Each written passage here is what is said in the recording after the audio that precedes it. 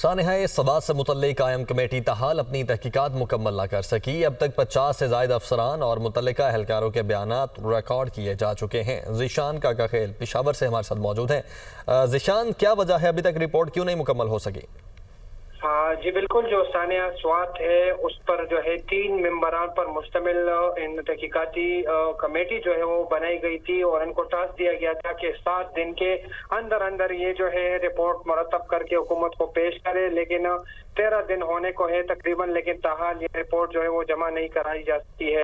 جو ذرائع ہے انہوں نے دعویٰ کیا ہے کہ اس میں کئی محکمے اور افسران اور اہلکار ملوث ہے، اس لیے جو ہے اس تحقیقاتی رپورٹ میں مزید کئی دن جو ہے وہ لگ سکتے ہیں۔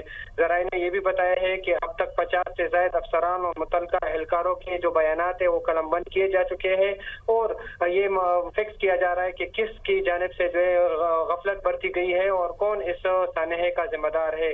یہ 27 جون کو سوات میں سیلاب کا افسوسناک واقعہ پیش آیا تھا، جس میں 17 افراد جاں بحق ہوئے تھے، جس پر حکومت نے اعلان کیا تھا۔ 13 دن ہو چکے ہیں لیکن ابھی تک رپورٹ نہیں بنائی جا سکی ہے۔ بہت شکریہ آپ کا ذیشان۔